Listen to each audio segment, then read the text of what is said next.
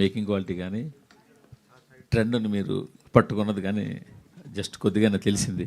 Promotion song చూడాల్సింది. మీరు పాట అంతా చూసాక ఇంకా చాలా మంచి క్వశ్చన్స్ అడుగుతారండి, నేను మిస్ అయిపోతున్నాయి. పర్లేదు. ఏదైనా ఒక ఫీల్డ్ నుంచి కొంచెం దూరం జరిగినప్పుడు మళ్ళీ కంబ్యాక్ అవ్వాలన్నప్పుడు ఈ చేంజెస్ చాలా ర్యాపిడ్గా ఉన్నాయి. ఇప్పుడు year to year, song to song changes వస్తున్నాయి. ఇటీవల కాలంలో ఈ ఫోక్ సాంగ్స్, రూటెడ్ లిటరేచర్ అంతా బయటకు వస్తుంది. అది బాగా ఎక్కువ ఎంజాయ్ చేస్తున్నారు.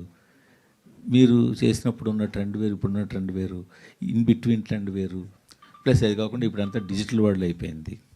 సో ఇదంతా దీని అంతటినీ మీరు ఒకసారి ముందు చేయాలని దిగారా? అవన్నీ చూసారా అసలు, లేకపోతే ఇన్నాళ్ళు చూస్తూ వస్తున్నారా? అంటే దీని మీద, ఎందుకంటే మీ కంబ్యాక్ అంతా కూడా ఇదంతా స్టడీ చేసిన మీద ఉంటుంది కదా, అందుకోసం. చాలా మంచి క్వశ్చన్ అండి, ఎందుకంటే that's the most difficult part నాకు actually. This whole generation of reels, shares, you know it's just becomes social media. పాట ఎంత బాగుంది, సినిమా ఎంత బాగుంది కన్నా కూడా వైరల్ అనే వర్డ్ ఈజ్ లైక్ సచ్ నాకు ఆల్మోస్ట్ నేను నిన్న రాత్రి అంటా ఉన్నా, బాబోయ్ ఈ ప్రెషర్ ఏంటి, పాట బాగుంటే దాని అంతటి అది హాయిగా వెళ్ళిపోయేది ఒకప్పుడు, ఈ గోల్ అంతా ఏంటి, ఈ ప్లానింగ్ ఏంటి, ఇన్స్టాగ్రామ్ ఏంటి, రీల్స్ ఏంటి, డాన్స్లు వేయటం ఏంటి, 10 మంది చేసి షేర్ చేయటం ఏంటి, అసలు ఇదంతా నాకు నిజం చెప్పాలంటే చాలా స్ట్రెస్ఫుల్ అనే చెప్పాలి. నేను అదంతా I didn't sign up for that అండి. నేను నా పాత ఓల్డ్ స్కూల్ స్టైల్లోనే యాక్చువల్లీ సైన్ అప్ అయ్యాను. బట్ ఐ వాజ్ ఆల్వేస్, అంటే తెలిసో తెలియకో అహెడ్ ఆఫ్ టైమే మ్యూజిక్ కానీ వీడియోస్ కానీ చేశా ఇప్పుడు దాకా కూడా. ఇది కూడా అలా ఉండాలి అనే మైండ్ సెట్తో చేశానే తప్ప దీన్ని మార్కెటింగ్ ఇప్పుడున్న ట్రెండ్ ప్రకారం అనే thought was my last thing. అంటే అది నిన్న రాత్రికి వెలిగింది, అదొకటి ఉంది కదా అని. So which is the reason I said it was the right question, because I'm really not prepared for it.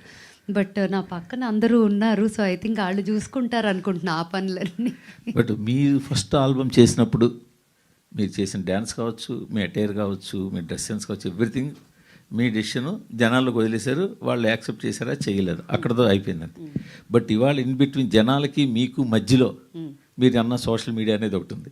అవును, దాని తాలూకు అదే ఉంది మెయిన్గా, అదే జనాల కన్నా అదే ఇన్ఫ్లుయెన్స్ అంతా.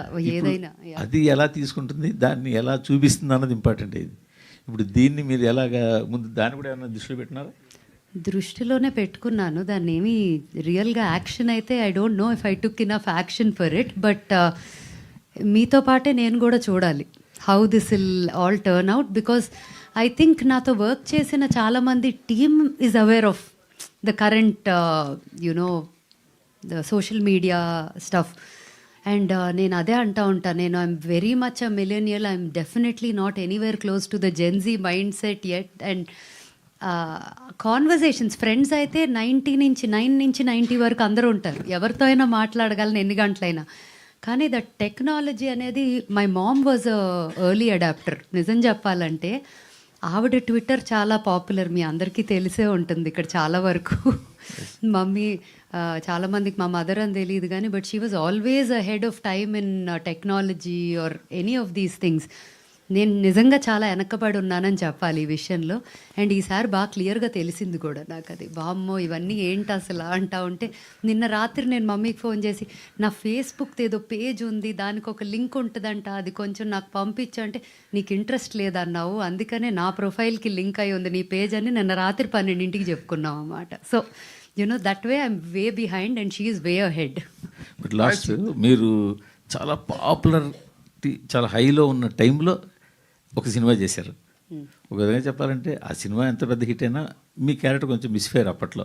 అవును, అది దానివల్ల మరి ఎందువల్ల మీరు మళ్ళీ తర్వాత అటెంప్ట్ చేయలే, ఎందువల్ల దాన్ని ఏంటి అసలు మళ్ళీ కంటిన్యూ చేయాలంది ఎప్పటికైనా? ఎందుకంటే అంటే యాక్చువల్లీ మీరు అన్నట్టు నాకు misfire. Lot of people didn't think like that, but నాకు అలా అనిపించింది. ఒక దెబ్బకి పారిపోయాను నిజం చెప్పాలంటే. అమ్మో ఇది అక్కడ వినేది ఒకలాగా ఉంటుంది, తర్వాత వేరేగా ఉంటుంది, and I'm not prepared for it అనే మైండ్ సెట్తో. ఎందుకంటే దాని ముందు there were a couple of very good opportunities.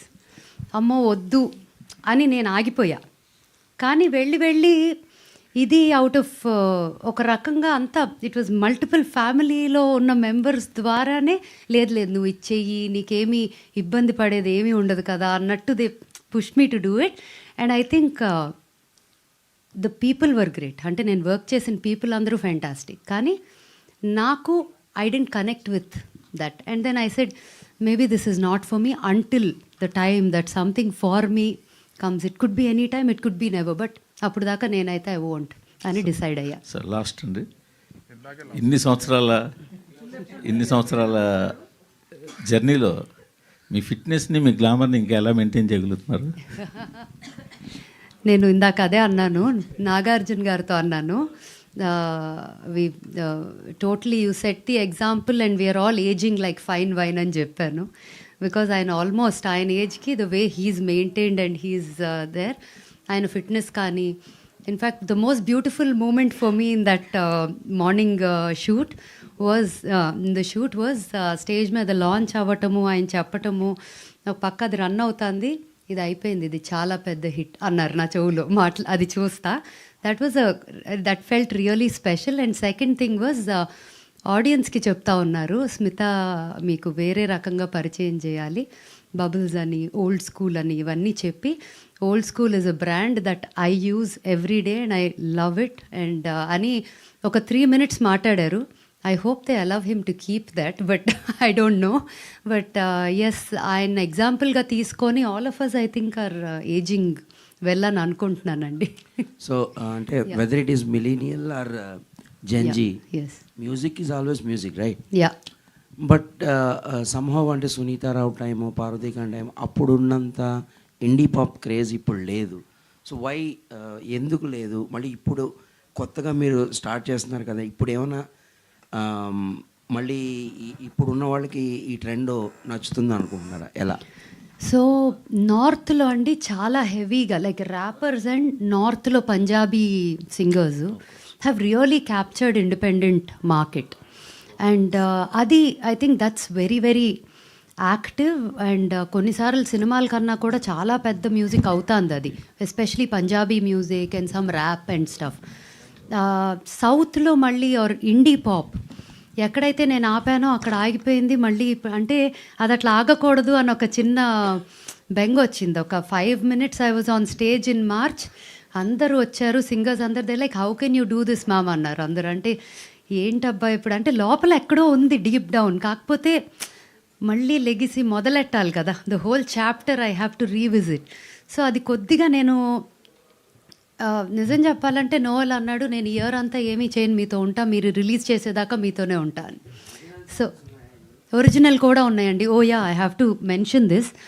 Next రాబోయే పాట యాక్చువల్లీ మేము సంక్రాంతికి వస్తున్నాం, మేము కూడా కాదు, మేమే పండగ తెస్తున్నాం.